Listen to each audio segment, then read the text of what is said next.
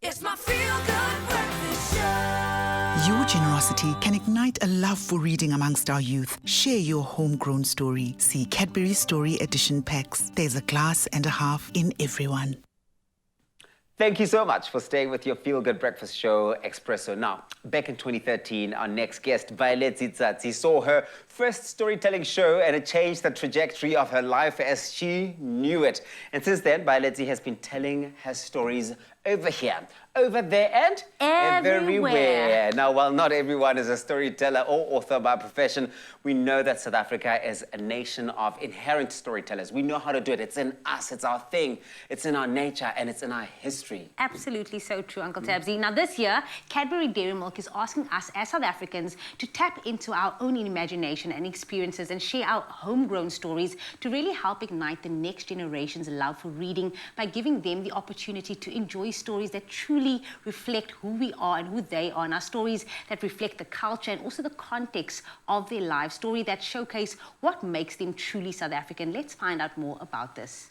Baeletsi, good morning. Good morning, guys. You are stunning, stunning. Your work is beautiful. We've enjoyed experiencing it all across the years or throughout the years. But we know that storytelling does come naturally to you, and you did so well. What ignited your passion for this?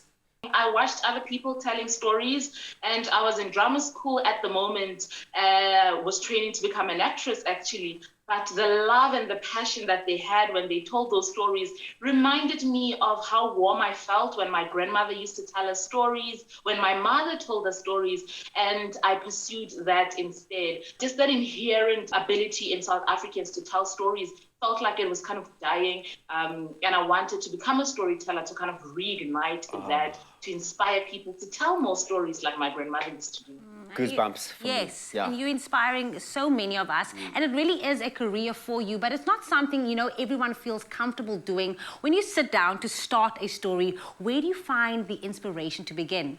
South Africa. I tell mostly traditional African stories because the inspiration is all over our world. When we look at Africa, or when we look at the representation of Africa, we see bright, we see bold, we see brave. So when I look at my environment, I'm inspired to tell those stories. And I hope that when people look around themselves, they are inspired themselves to make homegrown stories, because our world is so full of color, it is so full of joy, it is loaded, packed with stories. So that is where I start when I look to tell stories. And that makes me so happy to hear, Baeletsi, because it's so true. I mean, there are stories everywhere, and every day we have an opportunity or an experience that just kind of like builds a story for us.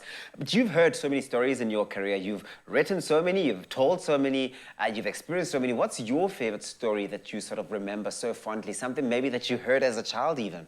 Yes, I do. The story of Tselane and Dimo. It is a traditional Tswana story. If you're a Tswana child, or if you're a South African, really, you heard a version of the story at one point.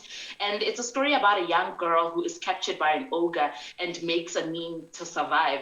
When my grandmother used to tell us the story, it's the lightness with which she told it. She abandoned that she's a grandmother, this matriarch, but she got into the world of the story. And to see her become so joyful and so light, singing the Tselane song, being the Dimo, it really just made me see my grandmother in a different light and appreciate her a little bit more, and love stories because they're able to make us jump out of what is our natural character and inhabit this new world where it's playful, it's big, and it's bold. Okay, Baeletsi, let's do this very quickly, okay?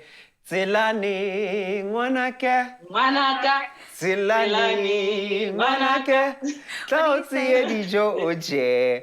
So that's the ogre you see? saying to the child, Tselane, come get the food. That is so beautiful. Look at you. Not only a storyteller, but you're also now a singer. Add that to your bio, Baeletsi. But I definitely feel really inspired by your story. Where do I go to start maybe sharing my own homegrown story that is authentic to myself, but also authentic to South Africa? So I have 3 tips that I can give to the viewers in terms of where they can start to create their own homegrown stories. Look around, really, just open your eyes. Sometimes we're so involved in our own world that we don't get to see the beauty that surrounds us, the stories that the world is offering to us. What song are the birds singing? You know, what color is the sun? What's the smell of the flowers? So look around you and tell stories about that. But also practice, tell stories to everyone. When I first started out as a storyteller, I told stories to people in the taxi. I told stories to people in the line. I told stories wherever I could. Tell the story as many times as you can. And then the last tip, the third one, is enjoy yourself. You are telling somebody something that you saw. You know, in isiZulu they say amehlo awaphakelani, so only you have seen what you have seen. Tell that. We want to hear that. We want to see your perspective. Exciting. Baeletsi, it has been such an amazing pleasure to be able to connect with you. Keep telling those stories. More people need to hear it. More people need to be inspired by your story, but keep on keeping on. Thank you so much for connecting with us this morning. Thank you, guys. And I hope South Africans go ahead and tell some homegrown stories. I am looking forward to that. You know what? I'm so inspired. I know Jamie's inspired. I hope you're inspired to go out there and share an authentic homegrown story and help children fall in love with reading and telling and sharing stories.